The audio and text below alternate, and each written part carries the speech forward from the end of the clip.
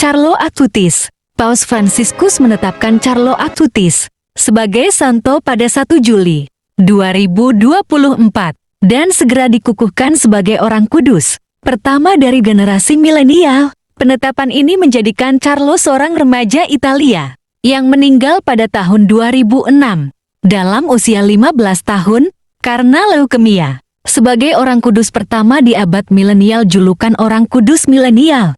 Kronologi menuju kanonisasi. Tahun 2013, awal dari proses kanonisasi dimulai setelah berbagai laporan mukjizat dan devosi terhadap Carlo.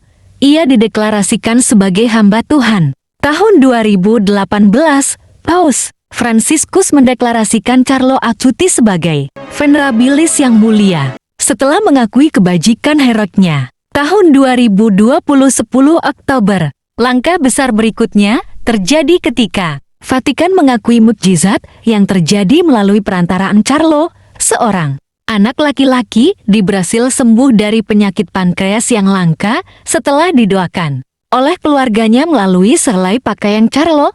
Mukjizat ini membuka jalan baginya sebagai Brato, orang yang berbahagia. Tahun 2024, 1 Juli, Paus Fransiskus menyetujui mukjizat kedua yang diatribusikan kepadanya, yaitu penyembuhan seorang mahasiswi Costa Rica yang mengalami cedera kepala parah. Pengakuan mukjizat kedua ini memungkinkan penetapan sebagai orang kudus atau kanonisasi. Mengapa Carlo Acutis menjadi simbol penting? Penetapan Carlo Acutis sebagai orang kudus memiliki makna yang mendalam.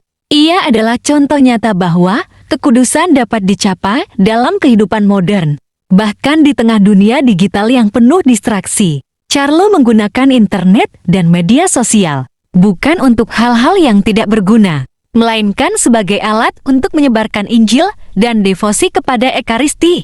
Dia dikenal sebagai penginjil internet. Paus Fransiskus melihat Carlo sebagai teladan bagi kaum muda saat ini. Kisahnya menunjukkan bahwa teknologi dapat menjadi sarana untuk menjangkau jiwa-jiwa, bukan hanya untuk hiburan atau hal-hal yang dangkal. Kehidupan singkat Carlo yang dipenuhi dengan iman yang mendalam, devosi kepada Bunda Maria dan Ekaristi, serta pelayanan kepada sesama, menjadi inspirasi universal. Kanonisasi ini tidak hanya menghormati seorang individu, tetapi juga mengukuhkan pentingnya iman yang hidup dan relevan di era digital.